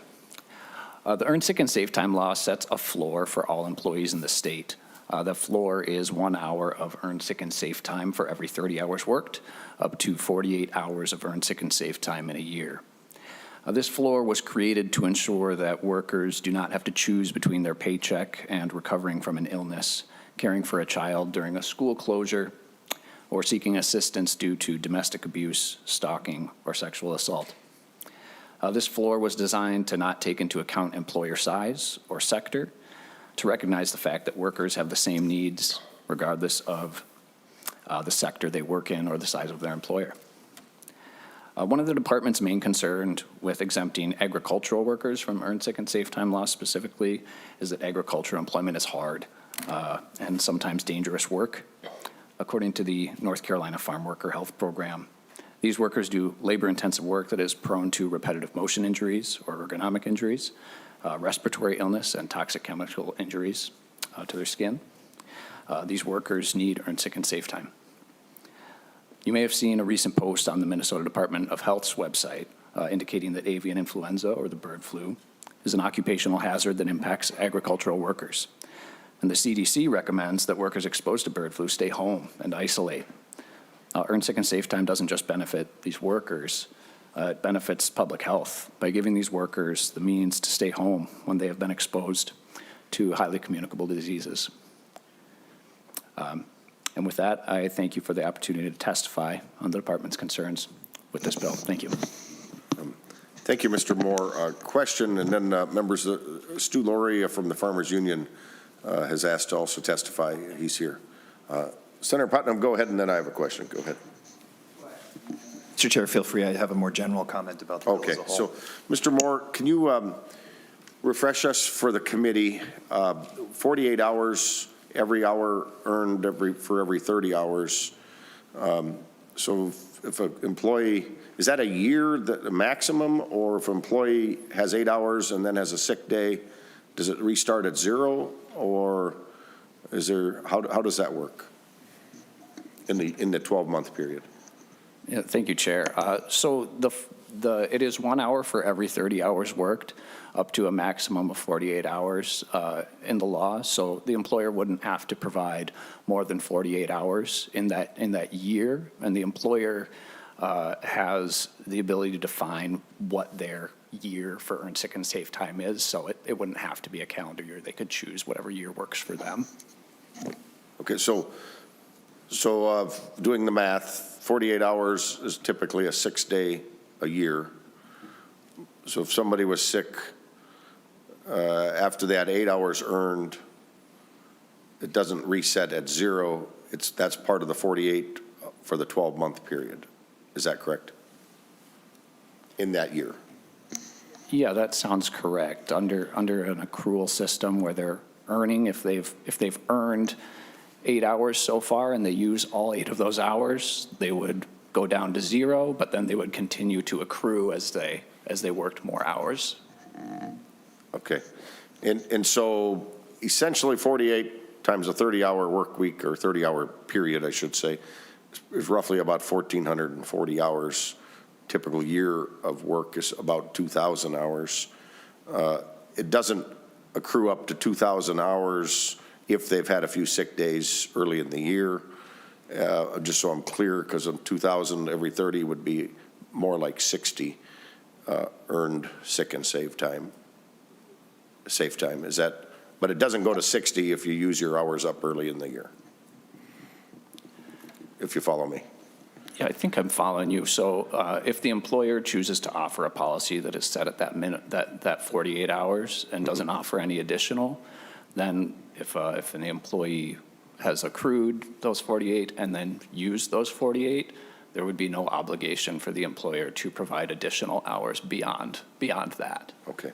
And last question on that point, but it's the farmer or the employer's job also then to keep track of how many hours were worked and recorded as earned sick and safe time. Just as the employer, that's who has to take care of it all, right? Yes, that is correct. It would be the employee's obligation, or the employer's obligation to keep track of those hours via the accrual method, or they could front load the hours. Senator Putnam had a comment or question. Thank you, Mr. Chair. And thank you, Senator Dornink, for bringing this bill, and thank you to all the testifiers today. I want to say that I am the 5th author on this bill, but I am also still conflicted about it, as I think Senator Dornink, you and I have discussed in the past, and that I do believe in earned sick and safe time, especially because the word earned is there. This is a thing that people work to earn, and I think that Mr. Moore and also the letter that we have in our packets from the AFL-CIO are spot on when they use the metaphor of a floor. It's a baseline. If you want to offer a greater benefit, you have every option to do that, but this is a baseline to respect labor in the state of Minnesota. So in general, I appreciate it. But I do want to say, I guess, also that I disagree with Mr. Besch's, excuse me, I'm sorry, not the name, analysis in that, no, farms are different. Farms aren't just small businesses. The farming economy is different, and that's why we're having this conversation here in this committee. This is not a proverbial camel's nose under the tent that opens up the possibility of completely gutting Earn Sick and Save Time or any of these other bills that we've talked about to help labor. This is, from my perspective, something deeply specific and concrete about the agricultural economy and the family farm specifically. I signed on the bill, and I support its general premise largely because of some of the stuff that Mr. Broughton was telling us about before. It's an incredibly difficult time to be a farmer right now. And I can tell you that, as a lot of you in this room know, I've been to a lot of farms. And I've heard the anxiety about things like this. And it's another anxiety that people in agriculture right now, it's almost too much to struggle with at this point. And Mr. Broughton used the language of the Great Farm Recession. That's where we are. And so the farmers I've talked to, I know their anxiety and the intensity of difficulty that they assume will happen with this change. And that's why I'm open to it. I think I was telling Senator Cottage this a couple days ago. 2 years ago, I wouldn't have signed on to this bill. 2 years from now, I hope that I wouldn't sign on to this bill. But right now, I think this is something that could help people deal with some of the tremendous stress that people are feeling in agriculture right now. So I just wanted to make that statement. Senator Dornink. Thank you, Chair Putnam. Senator Anderson, and then we'll have Mr. Laurie come up. Thank you, Mr. Chair. Just to kind of piggyback on what Senator Putnam said, I ran into a gentleman just last week who, because of stress and anxiety, he had just had a physical maybe 2 months ago, showing that everything that, of what he, from a physical standpoint, looked, from a doctor's point of view, was great. But because of the anxiety and the stress that was put on him, his blood pressure not only fell to a point where he passed out, and then when it came back, it was almost the point that they put him in the hospital just to try and get him back to normal. And it's really unfortunate that we are putting people, especially family farmers and their loved ones, in such a situation. So just wanted to comment. Thank you. Thank you, Senator Anderson. Mr. Laurie, welcome. Thank you, Mr. Moore. If there's any other questions, we'll have you come back. Go ahead, identify yourself for the record, and you may proceed. Thank you, Chair Westrom and members of the committee. For the record, my name is Stu Laurie. I'm Government Relations Director for Minnesota Farmers Union, and I very much apologize that I didn't sign up ahead of time, particularly now since I'm following statements from our co-chair and Senator Anderson, and I'm going to echo some of their comments. But I just wanted to jump in on behalf of Farmers Union and share our support of Senator Dornink's SF 310. We shared that support in the Labor Committee and just wanted to echo it here. This was a position that we came to after being approached on the bill, and in talking with our elected leadership, some of our members who will be affected by this change, this consensus was that this flexibility for small farmers would be meaningful and hugely appreciated.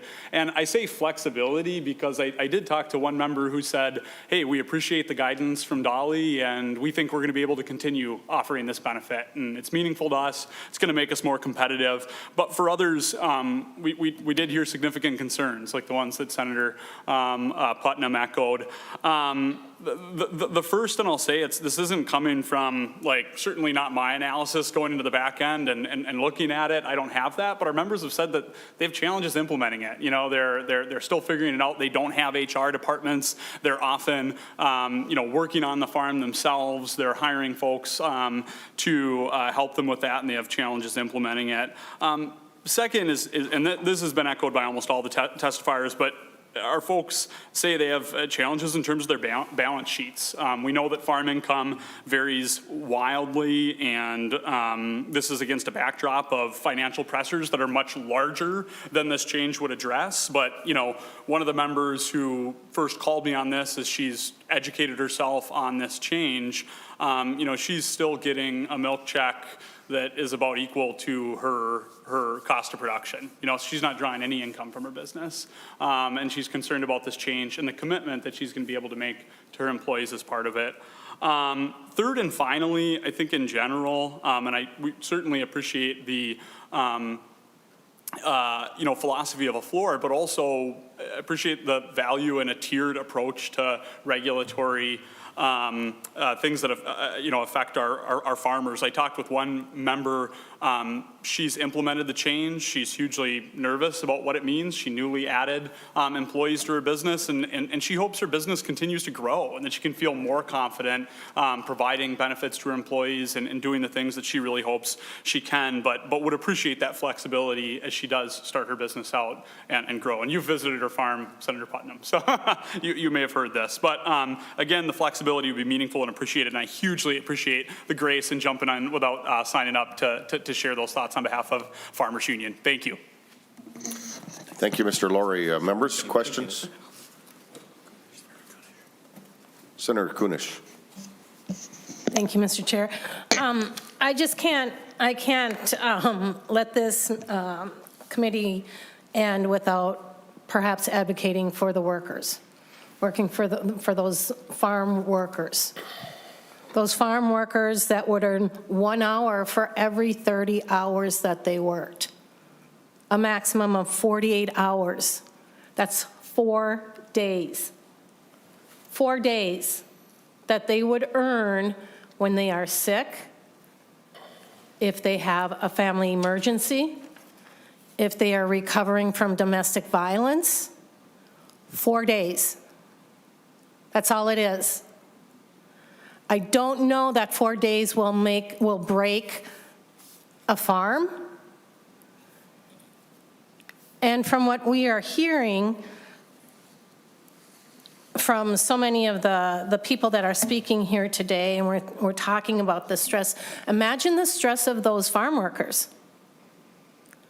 They know their responsibility to their workers, and we know that they work really, really hard. Does it not seem fair to give them 4 days when they are sick? We're in flu season. We're just coming out of the pandemic. We just heard the other day about the urgency to start addressing the bird flus. These are the people that are handling your animals, your poultry, that are putting themselves on the front line.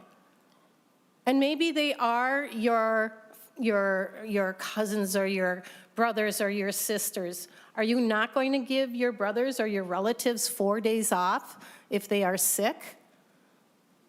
Are you going to withdraw their salary or their money 4 days if they're ill or they have to stay home with a sick family member? And we hear a lot about how these workers often become like family members. I don't know how you could withhold 4 days. That's all this that's all that this would require. And so you wouldn't think, but it does come down to a moral dilemma. How you value the person that helps you on your farm. Imagine if you didn't have that person. Imagine they go away because they've been ill and now they're not going to come back because you wouldn't pay them 4 days. Now what are you going to do? So I know that you all are in favor of this and this room is in favor of this, but I want you to stop and think about that for a minute. Because it just doesn't seem fair to me. It doesn't seem like the moral thing to do. And so I can't support this bill. And I would hope that when the time really comes to make the moral decision, that you understand who's really at risk here. And that's all I have to say. Thank you, Senator Kunish. Senator Dahms has a question, but when you say 4 days, Senator Kunish, I'm trying to do the math, and I think it's 6 days, equivalent to 6 8-hour days, isn't it? Instead of 4? Or what, where do you come up with the number? Well, from what I understand, it's 1 hour for every 30 hours that you work, with a maximum of 48 hours. So in a typical 8-hour day is 6, that's where I'm coming up with 6, but, I see what you're saying. okay. Well, 4 days, 6 days, either way, it's really a dilemma. Senator Dahms?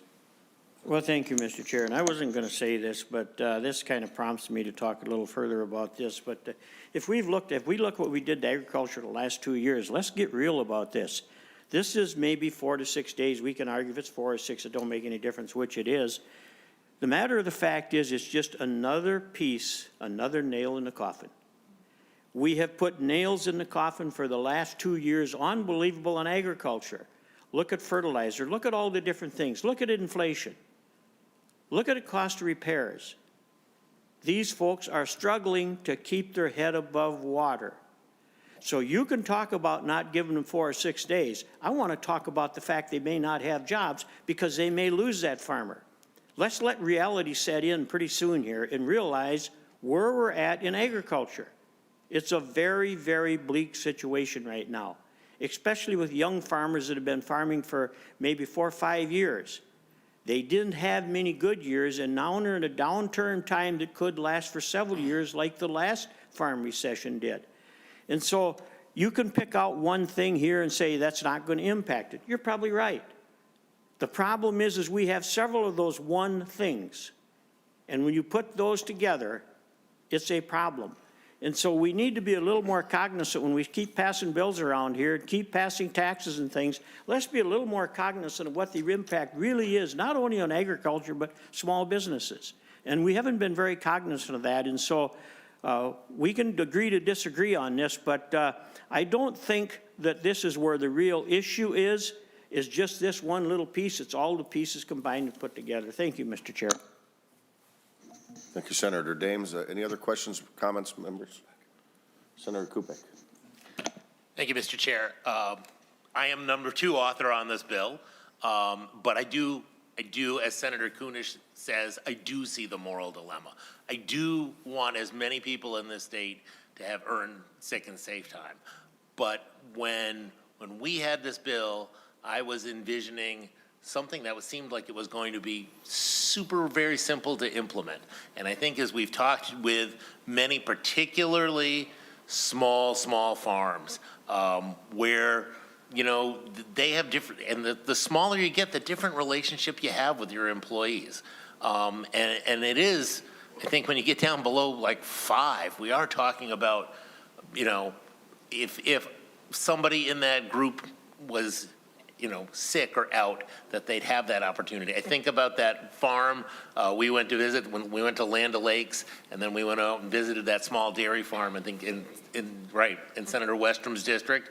I do have the bribery pictures of us all in those orange uniforms too, by the way, so keep that in mind. But I think about, you know, they had some high school kids really who were working there on that farm, and I don't think that family would have any problem if a high school kid was sick and giving them the day off. But that work on that farm still had to continue on. Those cows had to get milked every day, and somebody had to be there to pick that up. And what they were really saying was they were confused about how to implement this system of keeping track of these hours. And I really, you know, I think there is a way, you know, in an Excel spreadsheet, if you're pretty good with it, that you can do it, but they don't all have that time and that availability to do that. And I wish we had made better accommodations to make the tools available to make it easier. And I don't know that we've done that. And particularly, as Senator Putnam has said, and as our friends at the Farm Bureau and Farmers Union have both said, we're in a strange time right now for our agricultural economy. And there are things just over the horizon, you know, even coming down from the federal government that have them even more stressed out. And if we can take the smallest of our farms which are really, you know, I feel as a member of the DFL, the Farmer Labor Party, that we are always trying to look out for the littlest guy. So we are looking out, I think, you know, we have to look out for those little farmers as well as those little workers. And I think 5 is a, you know, I don't know what the magic number is here. I don't know what the magic solution is here, but we just did not implement in a way this to make it as easy as we can, because I do know that farm workers also, it is really hard work.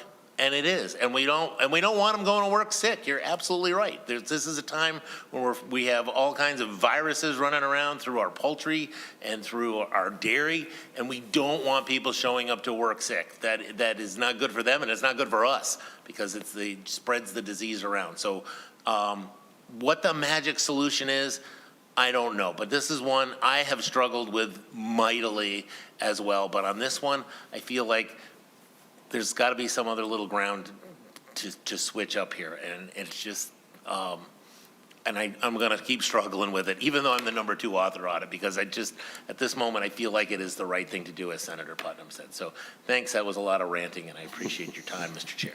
No problem, Senator Kupik. You're right to, you've got the same right to rant as every committee member. So. Any other comments, questions, members? Before that, I've got a few comments, and then Senator Dornink will let you make the final comments. But, you know, as we're debating this, discussing it, I grew up on a dairy farm, so it's quite vivid, the memories.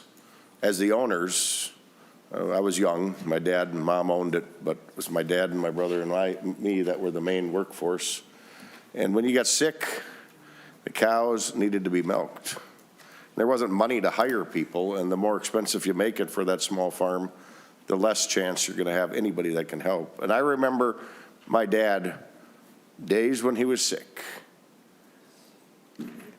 or my brother or I, but usually we'd get a little more reprieve, and Dad would do more chores. But there's a gutter in the barn, and I don't have to get too graphic, but when you got to throw up, it goes in the gutter. And then you keep milking. And sometimes you got to run to the house. And Dad calls one of me or my brother to watch the milkers because you're sick. But the cows have to be milked. And that's the kind of spirit that family farms have. And that's the kind of farms we're talking about, that just at times want somebody hired. So I kind of want to bring it back to our history as farmers and farming in this state. And we hear the number about 13,000 more farms are gone since 1997, and there's a reason for that. But one of the reasons gets to be we regulate them out. And who survives is the bigger farms. In the late 90s, we passed a lot of new feedlot rules. Eventually, we sized those, so smaller farmers with livestock didn't have to do as much, didn't have to have near the expense, because they didn't have the quantity to share those new costs with, in that they might only have 100 or 200 animal units instead of 500 or 1,000.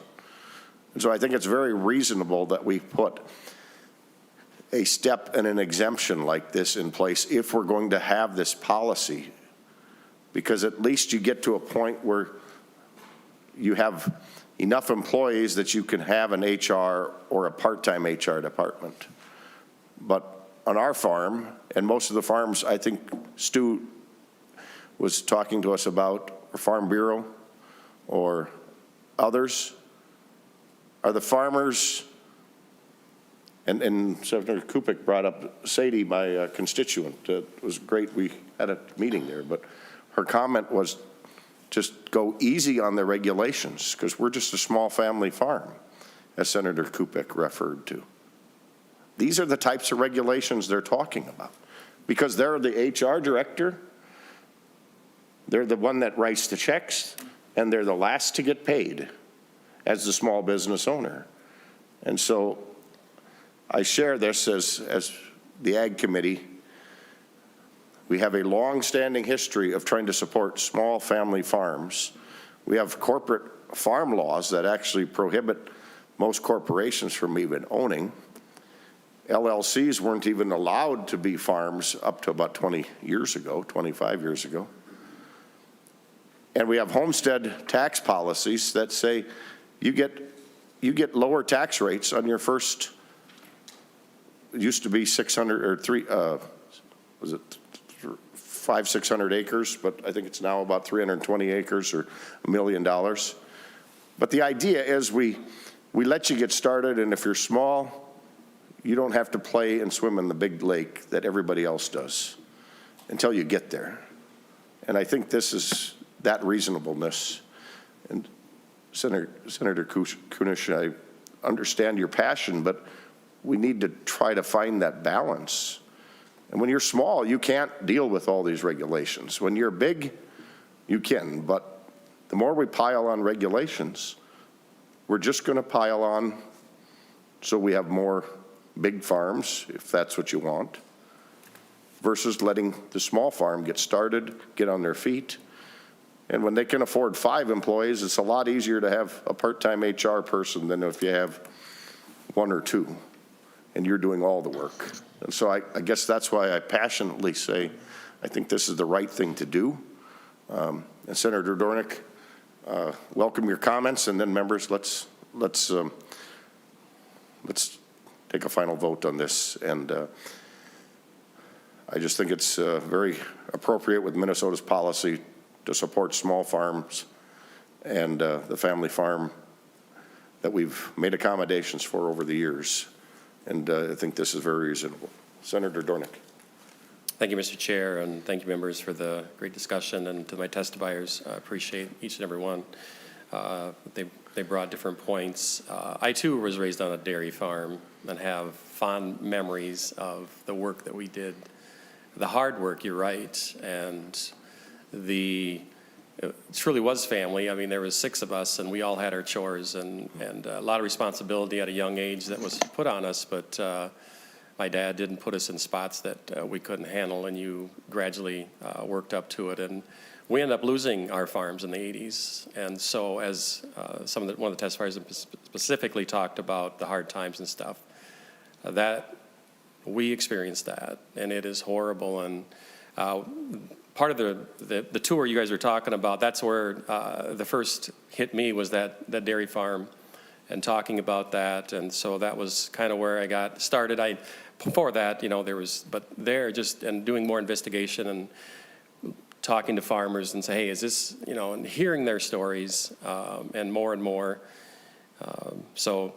And I want to just a few facts here. We heard them not that long ago, but the tribute to the farmers and the hard work they do and what they do for the economy in Minnesota. $110 billion, that's a B, $billion of impact from the food and agriculture sector. $13 billion of annual ag sales. Approximately 50% of the land in Minnesota is agriculture. And it's just amazing of what they produce. And so this is a small little thing that they asked for. And I think the bill, again, Earn Sick and Save Time, we support the concept, but how do you carefully and thoughtfully work through? And as I've always said, in labor and industry, it's labor and industry, and we want to be careful not to, as Senator Dahms brought up, if the business isn't there, they don't need any labor. And so being careful as we move through some of these things that we need to deal with that are hurting agriculture, but not only agribusiness too, but we're just focusing on agriculture today, that one size doesn't fit all. And as you see the uniqueness, the flexibility, and the different things, businesses and farm economies, to be careful, thoughtful, to work through this. And that's what I'm trying to do, is work through this, and have been. And that was brought the Senate position last year. We went through the process and we got it to the floor, and in the bill, to make it the floor, but at conference committee got pulled out. So again, half of it got pulled out. So there was an exemption last year, and I thought it was a great exemption, and Senator Kupek and I worked really hard to get that. It was a unique thing that was very, very important. The amount of paperwork they did for I can't remember, it's 5,000 or 10,000 workers coming up north in Senator Kupek and up through where sugar beets are harvested, and the amount of work, and it's like, hey, that's just a great, an example we didn't know about, and they shared that story with us. So again, I appreciate the conversation. Mr. Chair, thank you, and I'm looking forward to the continued conversation as we work through some of these flexibilities and tweaks in some of the bills, or this bill in particular. So thank you, Mr. Chair and members. Very good. Thank you, Senator Dornink. And with that, renew your motion. Without recommendation, the bill would pass to the Senate floor, Senate File 310. All those in favor signify by saying aye. Aye. Aye. Opposed, same sign? No. Motion prevails. Thank you, Senator Dornink, and thank you to all that could make it here today. Lots of good topics. And members, that does conclude our agenda. And Senator Putnam, why don't you give us just a quick smattering of what's coming on Wednesday, and then we'll adjourn. Thank you, Mr. Chair. Wednesday is Dairy Day at the Capitol. Yay. So I know why you said yay, Senator Westrom. Yes, there will likely be ice cream. Or some sort of treat. So it's Dairy Day. We're going to hear a presentation about the Farm of the Year, hear a little bit more about the dairy industry from our friends at Minnesota Milk, and then we'll also hear a bill by Senator Utke, which deals with some concerns facing the dairy farms today. Thank you, Senator Westrom. Very good. Thank you, Senator Putnam. It's been a pleasure to be in the saddle again, and good to work with you. I look forward to continuing to do that. Members, that concludes our agenda. Meeting is adjourned.